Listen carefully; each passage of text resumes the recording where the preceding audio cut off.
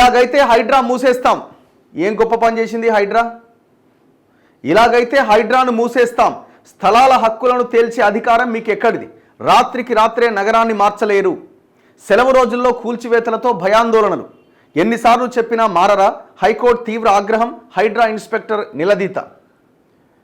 So ఇది మొన్న 2 days back జరిగిన విచారణ కోర్టులో ఓ కేసు విషయంలో హైడ్రా ఇన్స్పెక్టర్ వెంటనే మా ముందు హాజరు కావాలని నిన్నటికి ఏమో కేసు వాయిదా వేయడం జరిగింది. నిన్న హైడ్రా ఇన్స్పెక్టర్ ఆయన పేరు రాజశేఖర్ గారేమో కోర్టు ముందు హాజరైనప్పుడు హైకోర్టు జడ్జి లక్ష్మణ్ గారు వాయించి పడేశారు. నిర్మాణాల కూల్చివేతల వ్యవహారంలో హైడ్రా అనుసరిస్తున్న తీరుపై హైకోర్టు గురువారం తీవ్ర ఆగ్రహం వ్యక్తం చేసింది. జీవో 99కి విరుద్ధంగా వెళ్తే ఆ జీవోను రద్దు చేసి హైడ్రాను మూసేయాలని ఉత్తర్వులు జారీ చేయాల్సి ఉంటుంది అని హెచ్చరించింది. జీవో 99 ద్వారా హైడ్రా ఏర్పాటైంది. హైడ్రాను అడ్డుపెట్టుకొని కొంతమంది వ్యక్తిగత కక్షలతో ఆరోపణలు చేస్తున్నారు. వాటి ఆధారంగా కూల్చివేతలు చేపట్టడం సరికాదు. కేవలం పత్రాలు చూసి హక్కులను ఎలా తేలుస్తారు? హక్కులను నిర్ణయించే అధికారం ఆ సంస్థకు ఎక్కడుందని నిలదీసింది. నోటీసులు జారీ చేసి వివరణ ఇచ్చేందుకు తగిన గడువిచ్చి చట్ట ప్రకారం కూల్చివేతలు చేపట్టాలని ఎన్నిసార్లు చెప్పినా తీరు మారదా అని ప్రశ్నించింది. సంగారెడ్డి జిల్లా పటాన్చెరు మండలం ముత్తంగి గ్రామంలో తన స్థలానికి సంబంధించి సమర్పించిన వివరాలు పరిశీలించకుండా షెడ్ను కూల్చేశారంటూ, మన షెడ్లు కూల్చాల్సిందే. మన హైడ్రా రేకుల షెడ్లు, ప్రహరీ గోడలు, ఇంతకుమించి మన పనేం లేదు. హైకోర్టులో ప్రవీణ్ దాఖలు చేసిన పిటిషన్పై జస్టిస్ కె లక్ష్మణ్ గురువారం విచారణ చేపట్టారు. హైకోర్టు ఆదేశాల మేరకు హైడ్రా ఇన్స్పెక్టర్ రాజశేఖర్ విచారణకు వ్యక్తిగతంగా హాజరయ్యారు. పిటిషనర్ తరపు న్యాయవాది వాదన వినిపిస్తూ పార్కు స్థలంలో నిర్మాణాలు చేపడుతున్నారంటూ గాయత్రి మెంబర్స్ అసోసియేషన్ ఇచ్చిన ఫిర్యాదు మేరకు హైడ్రా కూల్చివేతలు చేపట్టింది. నిర్మాణాలకు 2023 నవంబర్ 15వ తేదీన పంచాయతీ అనుమతులు మంజూరు చేసింది. హైడ్రా తరపు న్యాయవాది కటిక రవీందర్ రెడ్డి వాదన వినిపిస్తూ గతంలో పంచాయతీ కార్యదర్శిని బెదిరించి అనుమతులు తీసుకున్నారు. తర్వాత ఆ అనుమతులు రద్దు చేస్తూ కార్యదర్శి ఉత్తర్వులు జారీ చేశారు. అన్ని పత్రాలు పరిశీలించిన తర్వాతే హైడ్రా చర్యలు చేపట్టింది. రహదారులకు అడ్డుగా ఉన్న నిర్మాణాలు కూల్చేయాలని బుల్డోజర్ కేసులో సుప్రీంకోర్టు తీర్పు చెప్పింది. ఇదే కోర్టు ఇచ్చిన ఆదేశాల మేరకు చట్టపరమైన ప్రక్రియ ద్వారానే చర్యలు చేపడుతున్నామని చెప్పారు. న్యాయమూర్తి అసహనం వ్యక్తం చేస్తూ తాను 20కి పైగా ఇలాంటి ఉత్తర్వులు చేశాను, అయినా పిటిషన్లు వస్తూనే ఉన్నారు. పంచాయతీ కార్యదర్శిని బెదిరించి అనుమతులు తీసుకున్నారు అని ఎలా చెబుతున్నారు అని ప్రశ్నించారు. 2023లో అనుమతులు మంజూరు చేస్తే 2025లో ఎలా రద్దు చేస్తారు? ఇన్నేళ్లు ఏం చేశారు అని నిలదీశారు. గత విచారణ సందర్భంగా ఈ ఉత్తర్వులను ఎందుకు సమర్పించలేదు?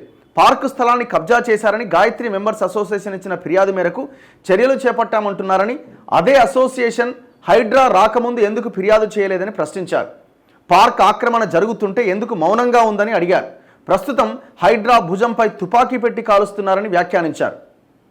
పార్కు స్థలం ఉన్నది నిర్ణయించడానికి మీరెవరని, హక్కులను నిర్ణయించాల్సింది సివిల్ కోర్టు అన్న విషయం తెలియదా అని ప్రశ్నించారు.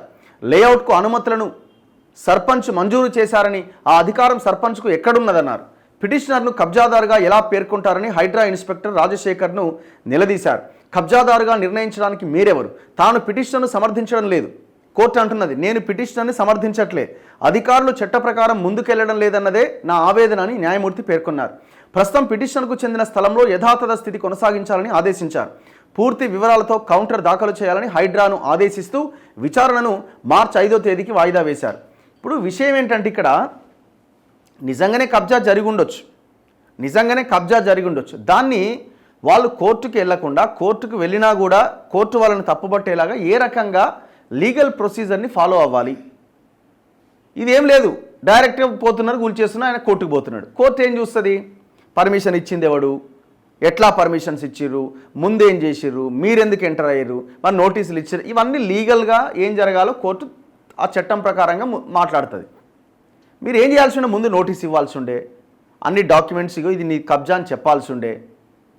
ఏమైతే ఇప్పుడు అది కూలగొట్టడానికి నెల రోజులు లేట్ అవుతుండొచ్చు, గంతే కదా. మహా అయితే ఇంకొక నెల రోజులు. అసలు మీరు కూలగొట్టిన ప్లేస్ని కూలగొట్టాల్సినవి కూలగొట్టట్లేదు.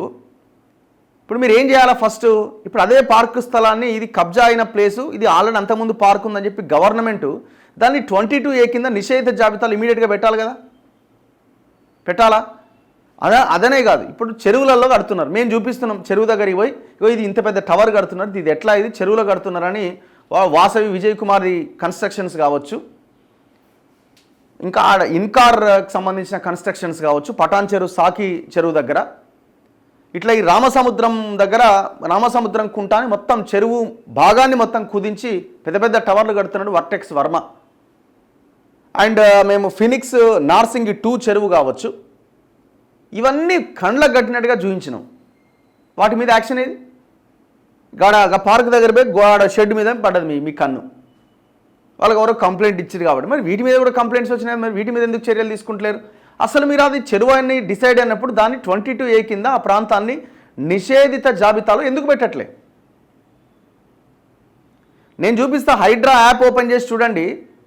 రంగనాథ్ రిలీజ్ చేసిన హైడ్రా యాప్లోనే ఈ స్థలం అంతా కబ్జా గురైందని చెప్తున్నాడు. మరి ఆ స్థలంలో ఉన్న టవర్లని కన్స్ట్రక్షన్స్ ఎందుకు కూలగొట్టట్లే? సరే, ప్రజలు ఆక్యుపై చేస్తే ఒక భాగం, అది కొంత మానవతా దృక్పథంతో చూడాలి. ప్రజలు ఆక్యుపై చేయనివి ఇంకా కన్స్ట్రక్షన్స్ జరుగుతున్న వాటిని ఆపాలనా లేదా? మరి ఆ పని ఎందుకు చేస్తలేరు? నెమ్మదిగా అవుతుంది. ఎప్పుడైతుంది నెమ్మదిగా? మీరు చేసి ఒక్క టవర్ కూలగొట్టిరా హైదరాబాద్లో? అందుకే కోర్టు ఈశం పాశంప వాయిస్తున్నది. ఇక మేము బతుకమ్మ కుంటను ఓపెన్ చేసినాం, జేసీబీ పెట్టగానే నీళ్ళు వచ్చినాయి, ఎంత పెద్ద డ్రామా ఇది. చేయండి, ఎన్ని చెరువులను చేస్తారో.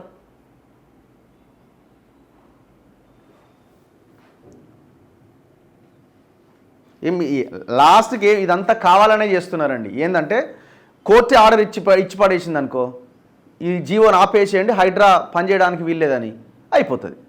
ఇప్పుడు ఆ జీవో రద్దు చేసింది అనుకో, 99 జీవోని కోర్టులో ఉందండి, జీవో రద్దు చేసి మేమేం చేయాలి? మేము మంచి పని చేద్దాం అనుకుంటే ఎవరో ఒకరు వెళ్ళి కోర్టుకు వెళ్ళిరు, ఆపేసింది కోర్టు అని జనానికి చెప్పుకోవడానికి ఇది ఒక అవకాశం. ఇప్పుడు అదే అవుతుంది, 4 రోజులు అయితే అదే అవుతుంది. చూడండి, చేసేది 200% చేయబోయేది ఇదే.